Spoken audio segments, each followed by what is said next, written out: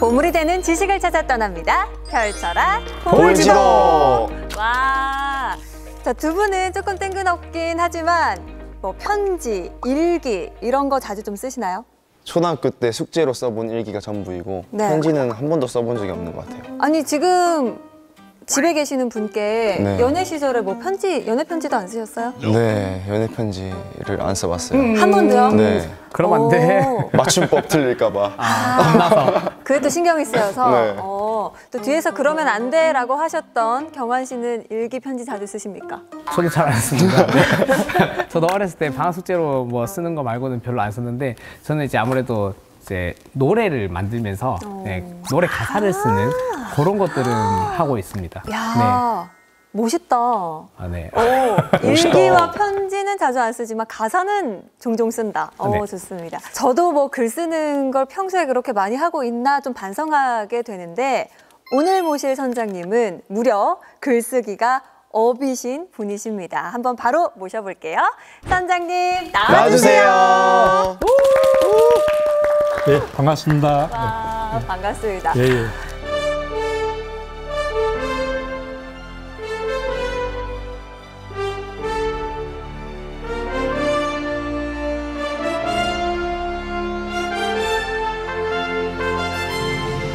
네, 선장님은 아무래도 뭐 일기, 편지 이런 거는 자주 쓰시겠지요? 일기는 이제 학교 다닐 때 좀 썼었고요. 저 역시도 이제 일기보다는 주로 페이스북이나 이런 SNS 글을 자주 쓰는 편입니다. 그게 약간 이제 일기의 효과가 있더라고요, 보니까요. 그렇죠. 편지 대신 이제 이메일이나 그 카카오톡 편지로 이렇게 많이 소통을 했었습니다. 사실 저희가 그런 게 필요한 거거든요. 편지, 일기가 아니더라도 말씀하신 것처럼 메신저로도 우리가 주고받는 맞습니다. 게 글이니까 예, 예. 오늘 글쓰기의 달인이신 만큼 아마 요령이나 매뉴얼 같은 것들을 잘 가르쳐 주시지 않을까 싶습니다. 자, 그럼 박수로 시작해 보도록 할게요. 예.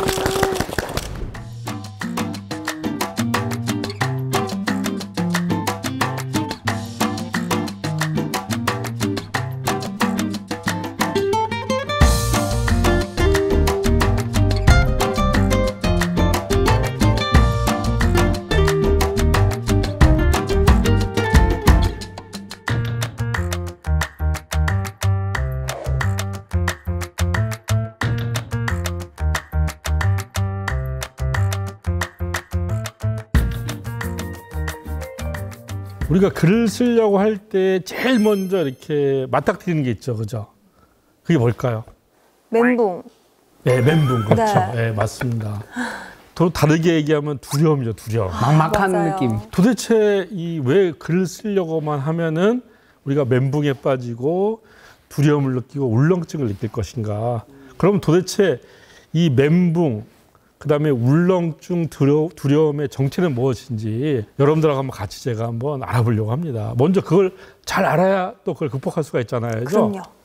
제가 이제 하나 이제 이렇게 여러분들한테 퀴즈를 내려고 합니다. 네. 여러분들 앞에 상자 하나 놓였다고 쳐봐요. 네. 빈 상자입니다. 그 상자에 이제 뚜껑을 이렇게 닫았어요. 네. 그러면 그 안에는 이제 그냥 어둠만이 가득하겠죠, 그죠? 그렇죠? 네. 그 상자의 옆구리를 이렇게 쫙 뚫었습니다. 그러면 상자 속에 있는 어둠이 이 구멍 밖으로 스르 나오겠죠, 그죠? 어둠이 나온다기보다 빛이 들어가지 않을까요? 근데 우리 정인욱 선수님은 고개를 끄덕거리셨어요, 아까. 예. 저도 끄덕여버렸어요. 예, 그러니까 이 고개를 끄덕거리는 분들의 말이 맞다고 한다면은 네. 이 물리학을 완전히 새롭게 써야 돼요. 야, 창의적이다, 창의적이다. 네, 물리학을 새로 써야 됩니다. 빛은 이동을 하는데 왜 어둠은 이동을 못 할까요? 이게 바로 제가 여러분들한테 드리는 질문입니다. 글쓰기와 이게 관련이 있는 건가요? 그럼요. 무슨 관련이지? 빛은 그냥 이렇게 만들 수 있는 거고 어둠은 끄면 어두워져서 그런 거 아닌가요? 실체가 없습니다, 어둠은. 예. 사실. 예, 정말 탁월한 답을 하셨어요. 오, 정답을. 만일 상자 속에 우리가 물이나 연기를 넣어둔다고 한다면 구멍을 뚫으면 걔들이 밖으로 나오겠죠, 그죠? 네. 그러니까 실체가 있는 것들은 다 이동을 하게 돼 있어요. 근데 어둠은 실체가 없어요. 어둠은 뭐냐면은 그냥 빛이 없는 상태에 이름만 붙여놓은 거죠. 빛이나 연기나 물은 이름도 있고 실체도 있는 거잖아요. 네. 이름과 실체가 이렇게 맞붙어 있어요. 이걸 우리가 명실상부라고 하는 겁니다. 우리가 느끼는 두려움도 이 어둠하고 똑같은 겁니다. 네. 글쓰기에 대한 두려움도 마찬가지예요. 하나 더 이야기를 해볼까요? 자, 우리가 이제 골목길을 막 걸어가요. 걸어가다가 갑자기 뱀을 발견합니다. 그럼 얼마나 놀랍습니까? 그죠? 정말 철렁하잖아요. 그죠? 네.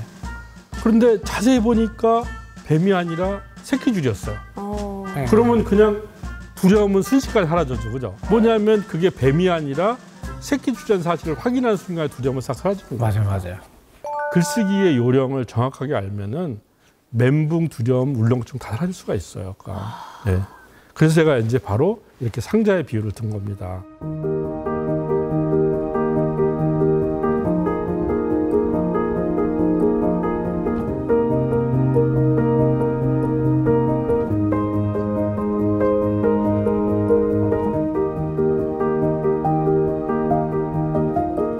자, 그런데 이제 이런 이렇게 두려움이나 이런 편견들이 이게 생기게 된 또 매력이 있습니다. 이게 그냥 생긴 게 아니거든요. 우리 여러분들 학교에 다닐 때 우리 이제 국어 시간에 제일 글쓰기와 관련된 많은 공부를 했잖아요. 그죠? 네. 국어 교과서에 제일 많이 실려 있는 게 시, 소설, 에세이, 희곡 이런 것들이잖아요. 그죠? 맞아요. 네. 그러니까 우리는 문학을 통해서 우리 국어를 배운 거예요. 그건 우리나라뿐만 아니라 문명화된 거의 모든 나라는 자기 나라의 문학을 통해서 모국어를 배우게 돼 있어요. 왜냐하면 문학이야말로 이 모국어를 가장 수준 높고 완벽하게 구사한 글이기 때문에 그걸 갖고 우리가 배우는 겁니다. 그건 너무나 좋은 거예요. 근데 이제 글쓰기의 세계가 문학밖에 없다고 하는 게 이제 안타까운 거예요. 문학을 너무 위주로 하다 보니까 문학은 아무나 할 수 있는 게 아니에요. 맞아요. 네. 예술인들이 할 것만 맞습니다. 같고. 바로 예술입니다. 예술의 세계는 그냥 내가 노력한다고 좋아지지 않거든요. 사실 재능이 있어야 돼요. 우리 정인욱 선수도 야구 선수를 했잖아요. 네. 재능 없으면 야구 선수 못 하잖아요. 그죠? 그렇다고 하진 못하겠어요.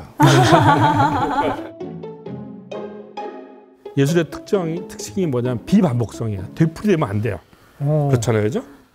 또 창조성. 너무 어렵다. 늘 새로워야 돼요. 네. 자, 그런데 우리가 이제 학교를 졸업했어요. 졸업하고 이제 사회에 나갔어요.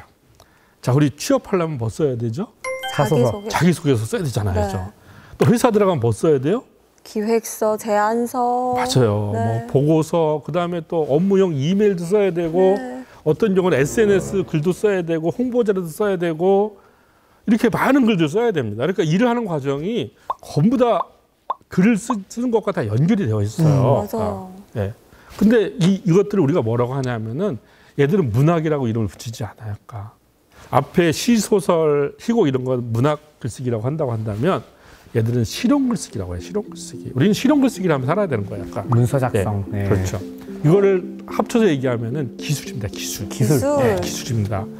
예술과 기술은 어떤 차이가 있을까? 사실 보면 예술과 기술은 미묘하게 같기도 하고 좀 틀리기도 하거든요.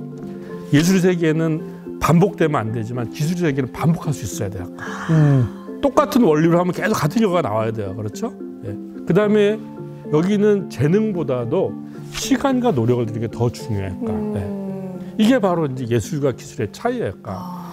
이 기술의 세계를 가장 잘 보여준 게 뭐냐면 바로 운전면허예요. 운전면허. 네. 이 운전면허 여러분들 딸라면 이제 운전면허 학원에 등록하죠, 그죠? 네. 교관이 이제 차 옆에 타요. 그래가지고 뭐 이 핸들 조작 요령, 뭐 주행 돌발, 막 주차 정차 뭐 다 배우잖아요, 그죠? 네. 근데 교관이 여러분들한테 그런 걸 가르쳐 줄 때 어떤 방식을 가르쳐 주나요? 네, 화내시면서. 네, 어디서 배운 거? 어디서 도대체 제가 그런 교관을 만나셨을까? 우리 이게 정말 멋있는 분한테 이렇게 화내는 교관은 정말 나쁜 사람입니다. 근데 대부분의 교관들은 뭐냐면 그런 것들을 공식으로 가르쳐 주잖아요. 모든 사람들은 바로 어떤 기술을 공식으로 배우고 시간과 노력을 들으면 다 할 수 있는 게 바로 운전의 세계예요. 그런데 여러분들 바로 실용 글쓰기 세계가 이렇게 운전면허하고 똑같은 거예요. 누구든 할 수 있다. 네. 공식을 배우고 시간과 노력을 들이면은 누구나 쓸 수 있는 게 바로 실용 글쓰기 세계예요. 갑자기 그래서- 자신감이 생겨요. 네, 그렇죠. 그렇죠. 네. 네. 그리고 우리 너무 글쓰기를 신비하고 있어요. 약간 막 그냥 이거는 도저히 내가 할 수 있는 게 아니야. 이러다 보니까 아예 시도조차 안 해보잖아요. 그런데 우리가 몇 가지 어떤 내용들을 좀 알고 그것대로 하면은 글쓰기라고 하는 것이 그렇게 어렵지만 않아요. 약간.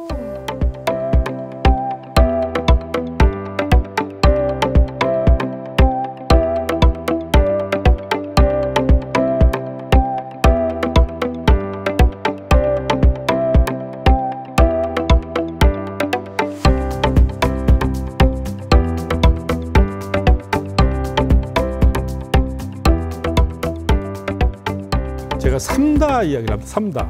이 삼다하면은 삼다. 떠오르는 게 뭐죠? 삼다하면은 제주도. 그렇죠. 제주도 삼다도 그렇죠. 근데 제가 말한 삼다는 이제 제주도의 삼다가 아니라 중국의 송나라의 이제 문인이자 정치인이 있어요. 이 사람이 구양수라는 사람인데 이 사람이 이제 글을 잘 쓰기 위해서 세 가지를 잘해야 된다고 이야기를 한 겁니다. 아마 여러분들 옛날에 학교 다닐 때 배웠을 거예요. 맞아요. 이게 시험 문제도 나왔었어요. 약간. 맞아요. 네. 그래서 자꾸 그렇게 하시면 안 돼요. 저 학교에서 안 배웠어요. 아무것도. 예. 죄송합니다. 저 여기서 다 배우고 있어요. 예. 여기서 배우고 새로 배우면 되지. TBC. 자, 아무튼 이제 구양수에 삼다가 있는데 삼다가 뭐냐면 첫 번째는 많이 읽으라는 거예요. 다독. 다독. 예. 그 다음에 다작 많이 써라. 다작 많이 써라.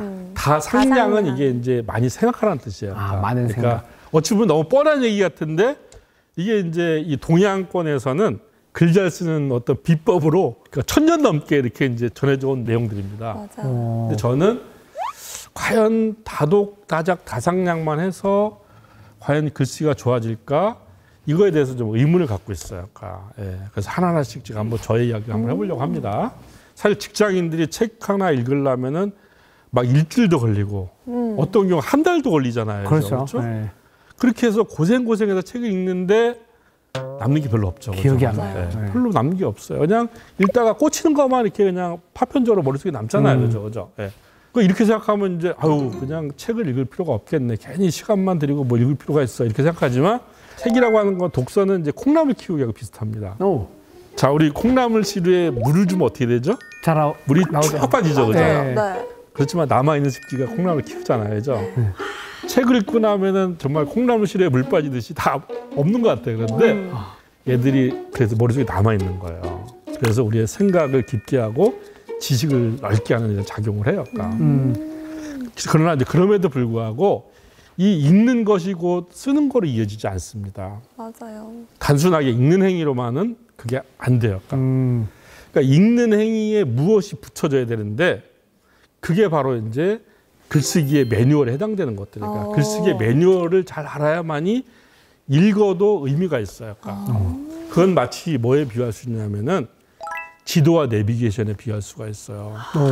자, 책을 읽는 거는 이제 여행을 하는 것과 비슷해요. 자, 근데 로마를 갔는데 내가 지도도 없고 내비게이션도 없어요. 그냥 가면서 여기가 뭔지 그거만 알아야까. 이건 콜로세움이네, 이건 판테온이네 이렇게만 알게 되고 그냥 이렇게 내가 보는 것만 기억을 해요. 자, 이렇게 하는 여행과 내가 지도를 갖고 여기 지금 보니까 판테온에서 가까운데 트레비 분수가 있고 뭐가 있고 이렇게 지도나 내비게이션을 갖고 여행을 한 것과 어떤 차이가 있습니까? 헛걸음을 얼마나 하느냐 차이가 그렇죠. 많이 네, 있을 그렇죠. 것 같아요. 그리고 네. 또 이 로마라고 하는 전체의 어떤 구조 속에서 하나하나를 이해하는 것과 그게 없이 이해하는 것과 다르겠죠. 그죠? 그렇죠. 네. 우리는 사실 지금 독서를 내비게이션과 지도 없이 여행한 거가 똑같이 하고 있는 거야. 약간. 보는 것만 지금 기억이 하는 겁니다. 보는 것만 기억이 나고 책의 전체가 보이질 않아요. 약간. 그렇잖아요. 약간. 근데 바로 무엇을 하면은 바로 책의 지도가 보이는 거죠. 내비게이션이 보이는 거예요. 약간. 그게 있어야만이 비로소 그것이 글쓰기로 이렇게 연결이 되는 겁니다.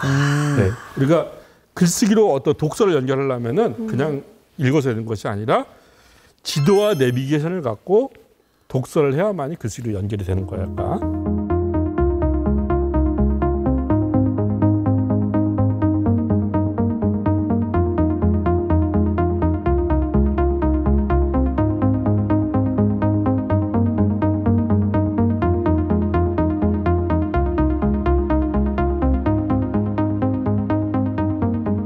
자, 또 하나는 이제 많이 쓰면 정말 좋아지는가. 이거는 이제 정말 저와 관련된 정말 이렇게 우픈 이야기를 하나 여러분들한테 들려드리려고 합니다. 네. 제가 이제 그 청와대에서 근무를 했었거든요. 네. 거기 직원들이 체력 단련을 하는 그 건물이 있어요. 오. 연무관이라고 하는 건물입니다. 이 한 25m짜리 풀 그 수영장이 있어요. 네. 이제 수영장에 등록을 해서 이제 열심히 이제 막 했어요. 네. 제가 이제 고향이 충북 괴산입니다. 오, 충청도. 그래서 어릴 때부터 괴강에서 막 이제 이렇게 어릴 때부터 막 헤엄을 쳐서 제 딴에는 뭐 정말 수영하는 데가 자식이다 이렇게 생각을 했었어요. 그러니까. 그리고 이제 역시 딱 이제 수영장을 왔으니까 열심히 이제 했죠, 그죠? 네. 한 10분 지나고 나서 제가 또 발견한 놀라운 사실이 있어요. 자, 그 수영장에서 네. 가장 많은 물을 튀긴 사람이 저예요. 아, 그런데 가장 속도가 안 나는 사람이 또 저예요. 비효율적으로. 네. 어. 예전에 이제 시골에서 헤엄칠 때는 전혀 몰랐는데 네. 거기 딱 그 수영장 풀에서 하니까 정말 창피한 생각이 들더라고요. 근데 그거를 이제 거기에 수영 코치가 이제 네. 본 거예요. 보고 이제 제가 그때 국장이었거든요. 그러니까 아 저기 국장이 이렇게 수영하시면 안 됩니다. 네, 여러분 이제 일단 옆 사람한테 많이 피해가 가고 그리고 일단 국장님한테 좋지 않아요. 그러면은 그러니까 운동을 하는 효과도 없고 그다음에 또 이제 이 수영을 하면서 뭔가 자꾸 이제 실력이 쌓아가야 되는데 실력도 안 는다고. 아, 이쯤 되면 어떻게 수영하셨는지 너무 궁금해요. 여러분들 상상에 맡기겠습니다. 네. 딱 수그리고 들어가서 그럼 어떻게 해야 됩니까? 그랬더니 동작 하나하나를 다 처음부터 배우셔야 됩니다. 그래서 코치한테 제가 자유형, 평형 동작을 다 배웠어요. 새로. 새로 이제 배우신 거네요. 예, 그랬더니 자유형이 제가 알고 있는 자유형이 아니에요. 이름만 같았군요. 네. 네. 평형이 제가 알고 있는 평형이 아니에요. 그래서 저는 네. 그냥 개염을 친 거예요. 그러니까 개염을. 네. 제가 그때 생각을 했었죠. 아, 내가 만일 이 코치한테 수영법을 배우지 않았다고 한다면 내가 아무리 수영을 열심히 한들 그게 무슨 의미가 있을까? 그렇죠, 그죠? 그러니까 글쓰기 세계도 마찬가지예요. 무조건 많이 쓴다고 좋아지지 않아요. 무조건 많이 썼는데 오히려 안 좋은 습관들이 생긴 사람이 더 많아요. 글쓰기의 그 어떤 원리를 모르고 그냥 무작정 열심히 한다고 좋아지지 않아요. 다장만이 답은 아니군요. 맞습니다. 예. 제가 주변에서 많이 봐요. 그러니까 정말 SNS에 매일 글을 올리고 그런 사람들도 보면은 어떻게 이렇게 한결같이 못 쓸까. 안타까워서 맞아요. 제가 차마 말을 못하겠어요. 왜냐면 그 사람이 아니 그러면 오늘 그럼 같이 제가 제일- 정인욱 씨는 도화지 같은 제일 유리한데요. 맞아요. 맞습니다. 우리 정인욱 선수는 희망을 갖고 제 오. 강의를 듣고 그다음에 이 강의를 들으시는 시청자분들도 진짜. 나는 글쓰기에 대해서 아무것도 몰랐는데 생각하시는 분들일수록 더 희망을 갖을 수가 있어요.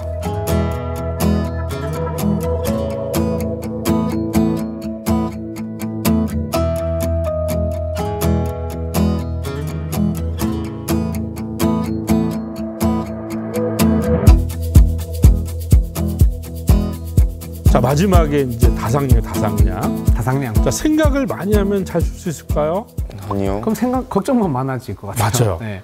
우리가 생각을 많이 하는데 이게 글로 연결되지 않는 이유는 뭐냐면 생각이라고 하는 것을 잘 보면은 생각은 끊임이 없어요. 그러니까 꼬리에 꼬리를 물고 막 이어지잖아요. 그죠? 네. 그렇죠.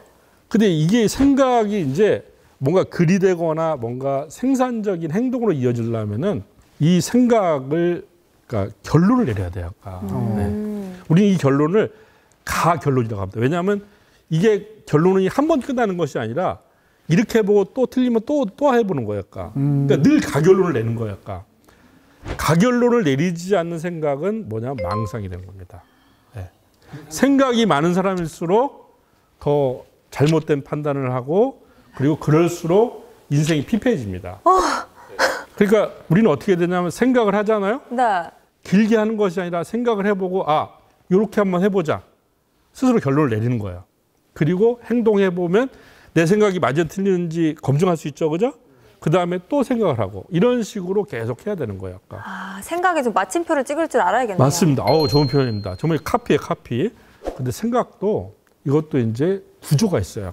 그냥 막 생각하는 것이 아니라 하나의 구조가 있어요. 이 모든 지금 읽기, 그 다음에 쓰기, 생각하기 이 세 가지를 바로 관통하는 것들이 있습니다. 뭔가요? 그게 뭐냐면 바로 구성입니다. 구성. 즉 모든 글, 모든 생각에는 우리가 집처럼 한 채의 집이 들어가 있어요. 자, 집을 보세요. 집을 보시면은 지붕이 있죠, 벽이 있고, 창문이 있고, 대문이 있고, 기초가 있죠, 그죠? 네. 일종의 우리가 이걸 구조물이라고 하죠. 구조물, 그죠? 이 구조물은 이제 어떤 힘의 역관계 이런 거에 따라서 딱 균형을 이루는 거잖아요. 글도 마찬가지야. 글도 이런 구조물이 있어요. 아까 이 구조물을 이해하고 독서를 해야, 이 구조물을 이해하고 글을 써야, 이 구조물을 이해하고 생각을 해야지 비로소 이것이 글쓰기에도 도움되고 우리가 실제로 인생을 살아가는 데 도움이 되는 거예요. 아까.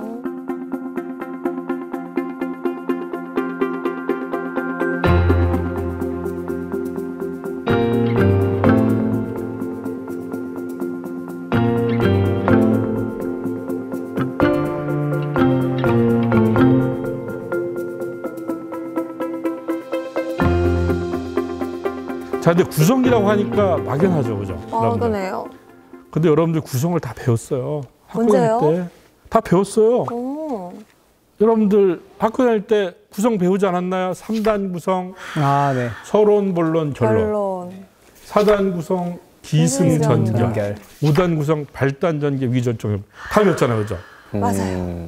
근데 여러분 이 구성 배워서 뭐에 써먹었죠? 시험 문제 풀 때. 맞아요. 맞아요. 저게 예문을 딱 내주고 다음 예문은 구성의 어느 부분에 해당됩니까? 맞아요. 맞아요. 사지선다형 문제 이렇게 딱 좋잖아요, 그죠? 네. 안타깝게도 우리는 저거를 그냥 시험 보는 데만 써먹고 저거를 독서나 글쓰기에 연결해 본 적이 없는 거예요. 오, 진짜 그래 본 적은 없는 것 그렇죠. 자, 그래서 제가 이제 우리가 학교 때 배웠던 바로 그 구성의 원리를 글쓰기에 적용할 수 있는 방식으로 제가 다시 설명을 해보려고 합니다. 네. 자, 보세요. 3단, 4단, 5단 이렇게 나눠져 있지만 서, 기, 발단. 글은 시작을 해야 되죠, 그죠? 시작을 해야 돼요. 그 다음에 결, 결말 끝내야 되죠, 그죠? 네. 그 다음에 중간을 하나로 보느냐, 두 개로 보느냐, 세 개로 보느냐의 차이만 있는 거예요. 그러니까 이건 뭐냐면 하나의 구성 원리에 대한 세 개의 버전인 거예요. 자, 글쓰기의 구성은 지금 어떻게 되냐면 시작을 해요. 그 다음에 중간을 이어가고 마무리를 하는 거예요. 너무나 쉽지 않아요, 그죠? 네, 듣기에는 너무 쉬워요. 네, 네. 그러니까 시작하고 중간 이어가고 마무리하는 마무리하고. 거야. 근데 이것만 갖고 이제 글을 쓸 수 있으면 좋겠지만 이거 갖고 글이 안 됐잖아요, 그죠? 네. 못 써요. 그러면 시작은 어떻게 시작을 해야 되지? 시작이 뭔가 글에서 이렇게 하는 역할이 있을 거 아니에요, 그죠? 또 오인이가 중간이 던져야지. 그래서 차지하는 역할이 있을 거 아니에요, 네. 그죠? 또 마무리가 그래서 하는 역할이 있잖아요. 이 역할을 알아야만이 거기에 맞는 내용을 넣을 수가 있단 말이에요. 우리가 글을 쓸 때 보면은 어떻게 시작할지 일단 막막하죠, 그죠? 네, 맞아요. 시작이 막막하죠. 네. 여기서만 막히는 거예요. 네. 첫 문장을 못 떼요. 맞습니다. 네. 예, 정말 다들 첫 문장을 쓰다 지우고 쓰다 지우면서 맞아요, 몇 시간을 맞아요. 보내고 포기를 안 써요. 합니다. 결국은 포기하고 아유 그냥 네. 안 쓰는지 아니면은 또 꼭 써야 되는 글이면 아유 그냥 될 대로 되라 이런 식으로 쓰잖아요. 약간 시작은 한마디로 피싱입니다. 피싱. 피싱. 예, 낚시요? 낚시. 오. 예. 보이스 피싱 말고요. 아, 네. 피싱입니다. 예. 여기서 말하는 낚시라고 하는 거는 네. 시작에서 독자의 관심 관계를 낚아채야 돼요. 아, 썸네일. 낚아챈다. 그렇죠. 예, 오. 마치 썸네일이랑 똑같은 거죠. 맞아, 맞아. 아, 우리 하나를 얘기하니까 정말 정말. 열을 이해하는 아주 정말 네. 훌륭한 분입니다. 예. 자, 여러분들 저기 신문 기사를 볼 때 네. 우리 뭐 보고 선택하죠? 헤드라인. 헤드라인. 헤드라인 보고 선택하죠. 네. 헤드라인이 끌려 있잖아요, 그렇죠? 그렇죠. 맞아요. 헤드라인 재미없으면 알잖아요, 그죠? 네. 그렇죠? 자, 헤드라인을 읽었어요. 그런데 읽다가 이제 신문 기사를 한 30초쯤 읽다 보면 여러분들 머릿속에서 갈등이 생기죠? 계속 어떤 갈등이 읽을까 아, 생겨요? 말까? 읽어 마라 이걸. 맞아. 네. 끝까지 읽어 아니면 읽다가 말어. 네. 고민 생기죠, 그죠? 네. 그러니까 어떤 거는 끝까지 읽고 어떤 거는 읽다가 중간에 이제 안 읽잖아요. 안 읽고 다른 기사 또 넘어가잖아요, 그죠? 네. 이걸 결정하는 게 뭘까요? 이게 바로 피싱인 거예요, 아까. 예. 지금 뭐냐면 독자한테 무언가 이 유인 요소, 흥미와 관심을 주는 요소가 있어야만이 사람들은 그 기사를 끝까지 읽는 거예요. 오. 맞아요. 네, 이걸 실제로 흥미가 이제 있어야지. 한번 이 분석을 해봤어요. 독자들은 어떤 글을 읽었을 때 30초 안에 피싱 이게 느껴져야만이 3분간을 집중할 수가 있어요. 또 3분간을 집중해야 30분간 지속적인 관심을 갖는 거예요.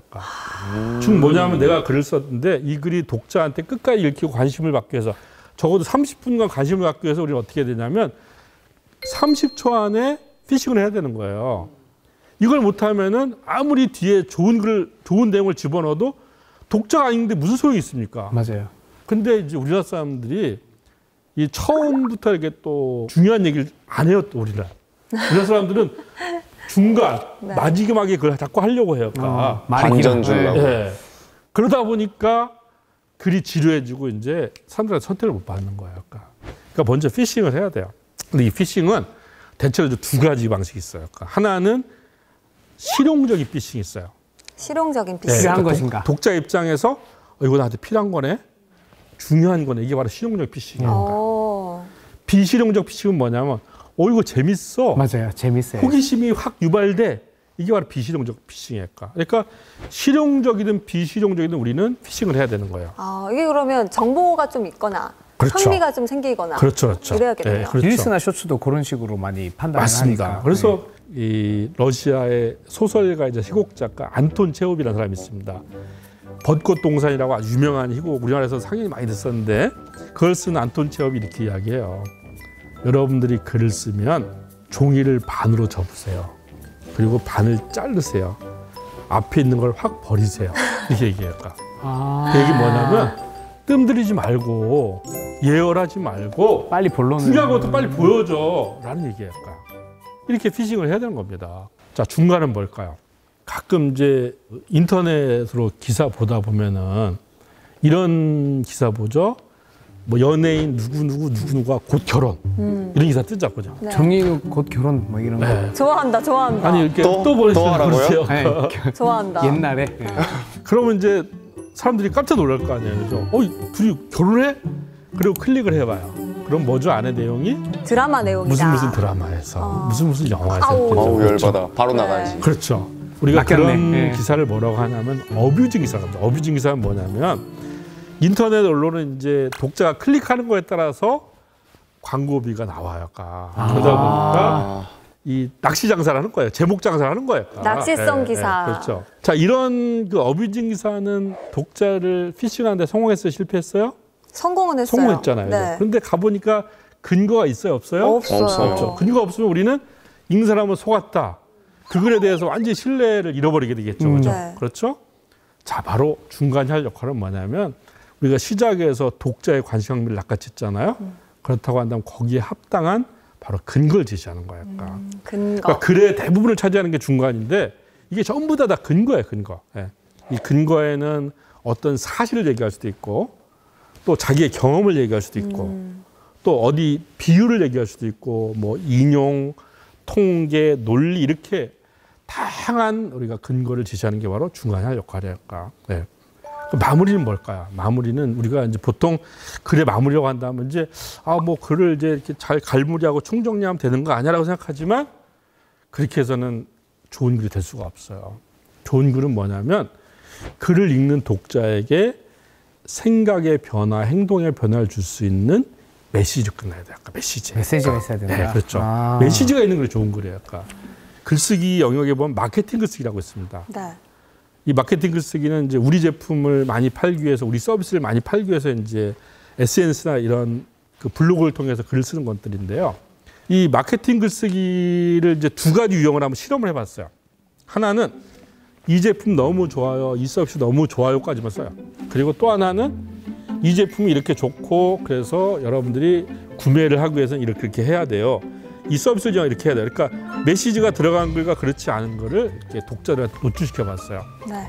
그랬더니 메시지가 들어가지 않은 글에 대해서는 독자들이 구매 행동이 일어나지 않아요. 그러니까 메시지가 들어간 글에서만 구매 행동이 일어나는 거예요. 아, 설득이 됐군요. 그렇죠. 그러니까 우리는 그냥 이렇게 좋게 얘기했으면 다 사람들이 구매하는 거 아니야? 라고 생각하지만 절대 그렇지 않다는 거예요. 명시적으로 글도 마찬가지로 글은 일종의 생각을 마케팅하는 행위잖아요. 그죠? 바로 행동의 변화, 생각의 변화를 줄 수 있는 메시지로 끝나야 돼요. 그래서 우리가 시작에서는 독자의 관심을 낚아채고 그다음에 중간에 근거를 제시하고 마무리해서 메시지를 던져야 돼요. 그래서 피싱, 리즈닝 메시지 이렇게 이제 우리가 볼 수가 있습니다. 그럼 피렘에 그렇죠. 이걸 이제 다르게 쫓기게 피레미가 돼서 피레미 그죠? 피레미 그래서 앞자를 이렇게 따서 생선처럼 그런 거예요. 맞습니다. 피레미 아시죠?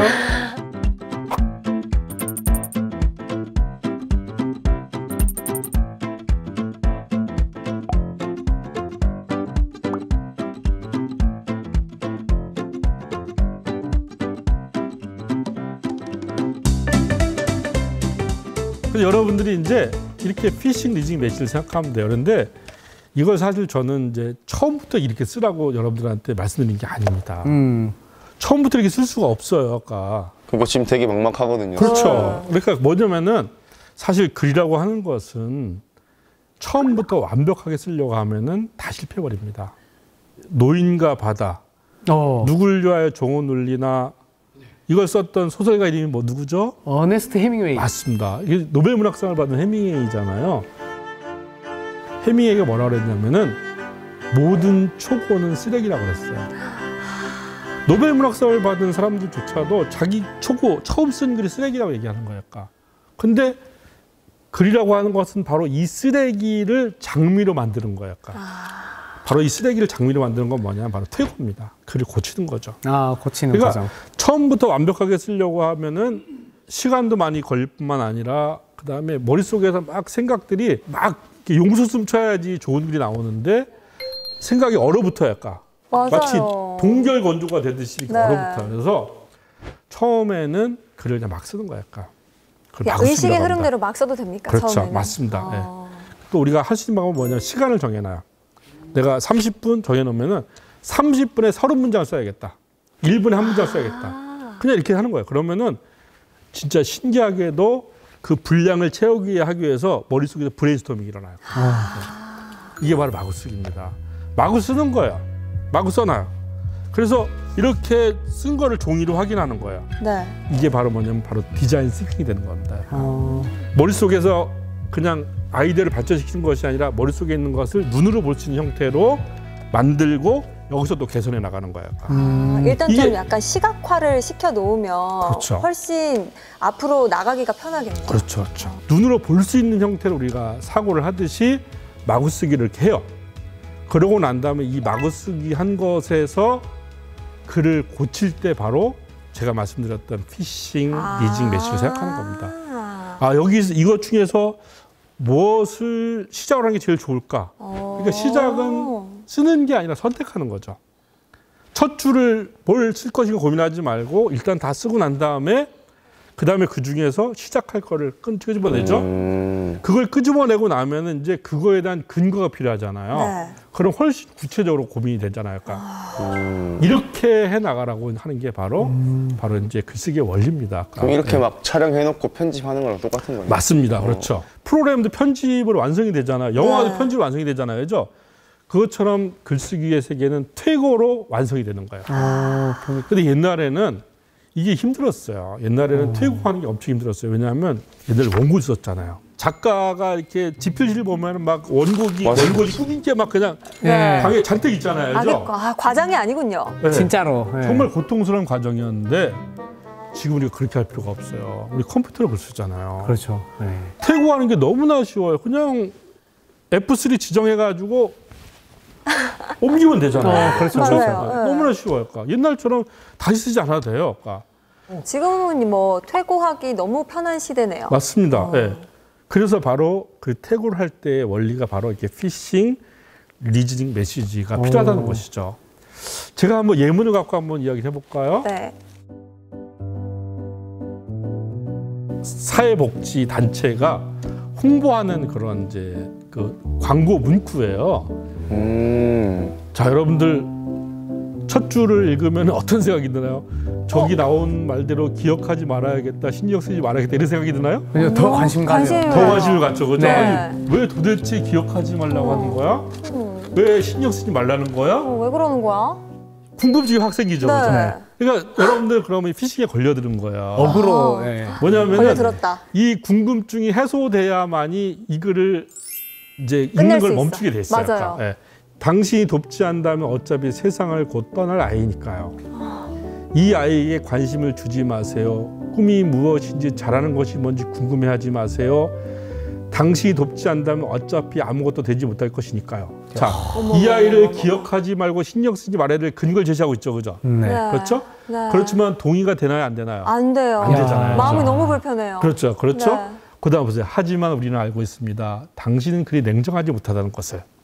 바로 이게 뭐냐면은 앞부분은 근거고 뒤에 부분은 반박 근거랄까. 둘 다 근거인 거니까. 이 그렇네요. 근거를 한번 트위스트를 네. 딱 줘가지고 사람들한테 더 궁금하게 만드는 거예요. 그래 마지막에 당신을 기다린다 이렇게 얘기하는 거예요. 뭐냐면 메시지까지. 후원해달라고 후원해달라고. 사람들한테 후원을 하고 싶은 마음을 불러일으키게 하는 거죠. 그러니까 이건 굉장히 우리나라 유명한 어떤 사회복지 재단의 이제 광고 문구예요. 그러니까 이 한편의 글 속에서도 그냥 우리가 보기에는 그냥 뭐 그러네 이렇게 하지만 이 안에 바로 그런 피싱 리징 메시지라고 하는 게 다 적용이 되는 거예요. 구성이 딱 있네요. 여러분들 집에서 혹시 신문을 보거나 신문에 보면 칼럼 같은 거 있잖아요. 네. 그죠? 아니면 또 책꽂이 혹은 에세이 같은 게 있으면은 빼보세요. 어떻게 피싱을 하고 있는지. 어떻게 리즈닝 근거를 제시하고 어떻게 메시지를 하는지를 보실 필요가 있어요. 그래서 이런 식으로 독서를 하고 이런 식으로 글을 써야 되는 거예요. 한 편의 글을 볼 때. 여러분들 그래서 책을 볼 때 무엇보다 중요한 것이 책에서 머릿말과 목차와 책 띠지에 있는 정보를 잘 봐야 됩니다. 전체 틀을 알려주는. 그게 바로 피싱 리즈닝 메시지를 담고 있는 것들이에요. 근데 요즘에 보면요. 말을 바로 활자로 만들어주는 어플리케이션이 많이 있어요. 구글의 독스라고 구글 독스도 있고 그래 네이버에서 만든 크로바노트라고 있어요. 그걸 이렇게 대고 하잖아요. 거의 정확도가 한 80%예요. 그래서 저는 이제 어떤 분들은 말을 할 때 훨씬 더 조리 있게 잘하는 사람도 있어요. 그런 분들한테 굳이 타이핑할 필요 없어요. 말로 바로 스마트폰으로 다 할 말을 하는 거예요. 말을 하고 그 말에 있는 내용을 갖고 그게 초고가 되지 않습니까? 그 초고로 피싱 리징 매치를 해보는 겁니다. 왜냐하면 이미 그 내용이 있기 때문에 그걸 조합하는 건 어렵지 않잖아요. 그렇죠? 네. 그렇죠. 그리고 혼자 말하기가 그러면은 말이 잘 통하는 친구하고 이렇게 대화를 하면 돼요. 아까 우리가 대화를 할 때 우리 뇌가 정말 많이 활성화가 되거든요. 네. 정말 막 이렇게 기발한 생각들이 많이 나오게 됩니다. 그래서 그냥 이렇게 켜놓고 그냥 녹음만 해야 돼요. 녹음을 해놓고 이 녹음한 파일을 나중에 크로바노트에다 입력하면 걔들이 다 글자로 풀어져요. 점점 이제 그게 가능하고요. 또 하나 이제 제가 요즘에 주목하는 것은 바로 챗GPT입니다. 네. 제가 챗GPT로다가 글을 많이 쓰고 있어요. 여러분들이 한번 챗GPT에 들어가셔서 내가 쓰고 싶은 내용들을 프롬프트로 이렇게 질문을 잘 해보세요. 그러면은 얘들은 어떤 장점이 있냐면 새로운 생각을 말하진 않아요. 그런데 예를 들면 이런 이슈에 대해서 꼭 얘기해야 될 것을 첫 번째, 두 번째, 세 번째, 네 번째 이렇게 딱 범주를 그려줘요.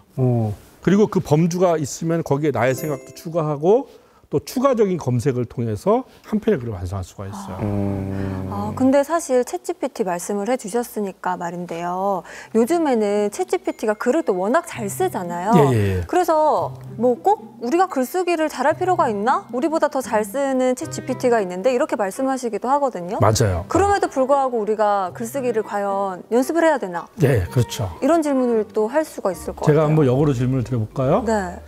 자, 전자계산기가 생겨서 네. 연산을 전자기기가 다 하고 있죠, 그죠? 근데 우리가 수학을 할 필요가 있나? 이렇게 묻나요? 안 묻죠, 그죠?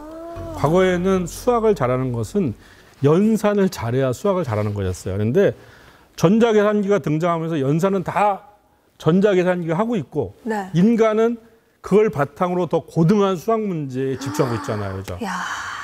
여러분들 챗GPT는 뭐냐면 글쓰기의 전자계산기가 똑같은 겁니다. 범주 설정한 걸 그대로 베껴서 쓰는 사람이 있겠죠, 그죠? 근데 어떤 사람은 그거에다가 자기의 창의적 생각과 더 추가적인 검색을 해서 더 훌륭한 글을 쓸 수 있는 사람이 있어요. 그러니까 이런 얘기를 합니다. 앞으로 세상은 챗GPT를 잘 활용하는 사람과 그렇지 않은 사람으로 나눠질 것이고 챗GPT의 등장으로 인간의 어떤 그 유용성이 사라지는 것이 아니라 챗GPT를 이용하지 못한 사람이 사라진다는 얘기래요. 바로 이렇게 우리는 바로 글쓰기에도 이런 것들을 적극적으로 도입을 해야 돼요. 좋은 도구다라는 예, 그렇죠. 걸로. 글쓰기의 네. 도구가 이렇게 챗GPT도 있고 크로바노트도 있고 구글 독스도 있고 이런 많은 것들을 활용해서 바로 우리가 디지털 시대에 이런 글을 쓸 수가 있는 겁니다.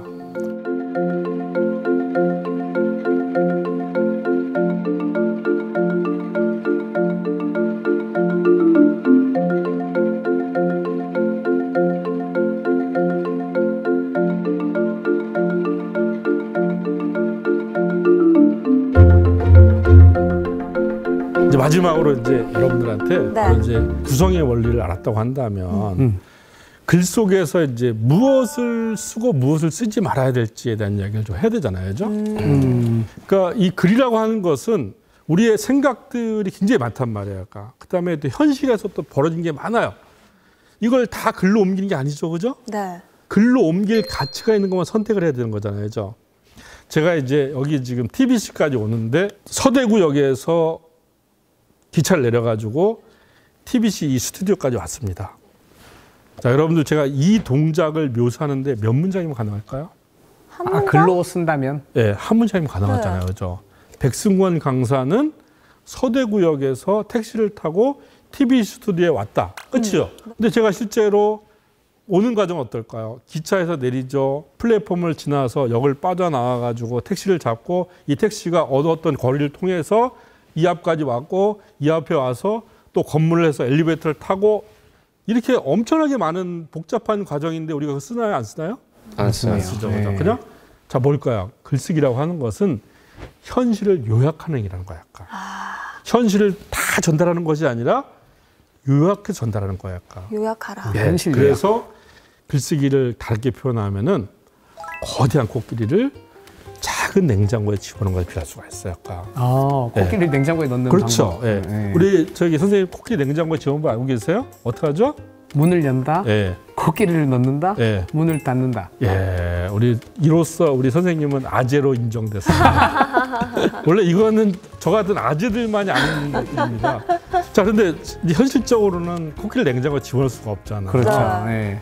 결국은 우리가 선택할 수 있는 것은 코끼리 냉장고에 들어갈 사이즈만큼 잘라서 넣을 수밖에 없어요. 토막. 예, 잔인하긴 하지만 이렇게 코끼리 냉장고에 집어넣는 것을 우리가 다르게 얘기하면은 핵심을 요약하는 거라고 이야기할 수가 있어요. 핵심. 자, 핵심은 어떻게 요약이 될까요? 여러분 사과를 반으로 딱 잘랐어요. 네. 그러면 이제 그 가운데 사과씨가 있죠, 그죠? 네. 그 다음에 사과씨를 둘러싸고 넓게 과육이 있죠, 그죠? 네. 그릇에게도 사과씨가 있고 과육이 있어요. 바로 이 사과씨를 우리는 핵심이라고 합니다. 그 다음에 이 과육을 바로 참조라고 합니다. 참조는 핵심을 더 풍부하고 자세하게 전달하기 위한 거야. 바로 전달력과 이해력을 높이기 위한 게 바로 이 과육이에요. 자, 여기서 여러분들 사과나무는 도대체 왜 사과 열매를 맺을까요? 인간한테 맛있는 과일을 주기 위해서 열릴까요? 아니요. 절대 아니죠. 왜 그럴까요? 풍사를 나누기 사과나무니까. 위해서. 그렇죠. 자기 씨앗을 널리 퍼뜨리려고 하는 거잖아요. 그죠? 그냥 씨앗만 열매 맺으면 똑 떨어지고 말 거 아니에요. 그죠? 근데 여기에다 맛있는 과육을 입혀서 사람과 동물이 이걸 먹게 하고 그래서 널리 퍼뜨리는 거잖아요. 약간. 그렇죠. 사실 목적은 씨앗이지만 과육이 있음으로써 이게 이 목적이 더 널리 퍼지는 수단이 되는 거잖아요. 네. 글쓰기도 똑같습니다. 자, 여러분들 책이 왜 이렇게 두꺼울까요? 핵심이 많아서 두꺼울까요? 설사 1000페이지 가까운 벽돌책이라고 하더라도 네. 핵심은 A4 용지 한두 장이면 다 가능해요. 그런데 얘들이 두꺼운 이유는 뭐냐면 독자가 이 핵심을 풍부하고 자세하게 이해하도록 하기 위해서 참조를 많이 넣어서 두꺼워진 거야. 아까. 또 하나, 회사 안에서 우리가 글을 쓸 때가 있잖아요. 그죠? 네. 회사 안에서 보고서, 기한서, 이메일 이런 거 쓰잖아요. 여기에 있는 글쓰기는 어떨까요? 여기도 참조를 많이 넣을까요? 아니요? 짧게. 용건만 쫙. 여기는 용건만 간단히 핵심만 얘기해봐 이렇게 하잖아요. 그죠? 네. 왜냐하면은 업무용 글쓰기라고 하는 것은 신속성과 효율성이 중요하거든요. 그렇기 때문에 참조를 굳이 얘기하지 않아도 핵심만 꼭 얘기할 수가 있어요. 왜냐하면 이 업무용 글쓰기는 익명의 다수를 독자로 대상으로 한 게 아니잖아요. 네. 회사 안에서 같은 직장 사람들끼리 소통하는 거잖아요. 정보를 공유하고 있고 업무에 대한 이해도가 높은 사람들끼리 소통하잖아요. 이런 사람들한테는 핵심만 전달하는 거예요. 아까. 우리가 글을 누구와 소통하느냐에 따라서 우리는 핵심만 전달할 수도 있고 참조를 많이 넣을 수 있는 거예요. 아까. 근데 중요한 건 뭐냐면 핵심이 무엇이 참조가 무엇인지를 잘 알아야만이 이게 가능하겠죠. 맞아. 그죠? 자, 그래서 이제 핵심을 한번 설명해 보면요. 핵심은 이제 우리가 영어로 뭐 코어나 뭐 키포인트라고도 하고요. 이걸 이제 우리말 유효 사전에 찾아보면은 뭐 골자, 요점 중에 이렇게 다양하게 쓰입니다. 근데 핵심도 법칙이 있어요. 아까 다양스럽게. 법칙이 있어요? 그 법칙은 뭐냐면 바로 용건, 그다음에 이유 근거예요. 아까. 그러니까 실용 글쓰기 같은 경우는 네. 항상 용건이 있어요. 약간 용건 없는 글은 존재하지 않습니다. 예. 근데 용건만 얘기해서는 안 되고 바로 근거와 이유가 필요한 거예요. 약간. 그래서 이제 한 편의 글 속에서 어떻게 용건 근거가 만들어지는지를 제가 한번 예문을 한번 준비해봤어요. 아까 여러분들이 아마 이제 이런 신문 칼럼을 보면은 쭉 읽고 아 좋네 이렇게 하고 말할 거예요. 아까 그렇죠? 자 보시면은 디지털 사회에서 타인에게 말 걸기가 더욱 어려워지는 단절의 시대가 찾아왔다. 이게 바로 이 글의 용건이에요. 아까 이런 판단 내용을 독자한테 전하기 위해서 이 글을 쓴 겁니다. 근데 여러분들 이 용건만 전했다고 쳐보세요. 그러면 사람들이 어떻게 반응할까요? 그런가? 틀린 말은 아닌 것 같은데 뭐 그냥 그렇구나 이렇게 반응하겠죠, 그죠? 네, 감흥이 없어요. 그렇죠. 근데 우리가 글을 써서 그냥 사람들한테 그런가 이런 반응을 이끌려고 글 쓰는 거 아니잖아요, 그죠? 네. 맞아, 정말 그러네. 뭔가 이렇게 공감과 동의의 반응을 이끌려고 하는 거잖아요. 자, 보겠습니다. 배달앱 때문에 말을 하지 않고도 원하는 메뉴 손가락으로 꾹꾹 눌러 결제하면 돼요. 맞아, 맞아. 셀카봉 때문에 관광지에서 사진을 찍어달라는 말 하지 않고 사진 찍을 수 있어요. 맞아, 맞아. 자, 이 두 개의 근거를 들으면 아 맞아 정말 그러네 딱 네. 되겠죠, 그죠? 왜 디지털 사회가 단절의 시대가 되는지를 이 두 개의 근거가 얘기해 주잖아요, 그죠? 뭔가 이게 바로 슬퍼요. 핵심이에요, 네. 아까. 이게 바로 핵심이라서 좋은 글이라고 하는 것은 이렇게 용건은 타당하고 근거는 구체적으로 생생해야 되는 거예요. 그러니까 좋은 글을 쓰려면은 바로 이 핵심의 법칙을 알고 용건 근거를 뼈대로 해놓고 거기에 내용 살을 붙이는 방식으로 이렇게 우리가 전달을 해야 되는 겁니다.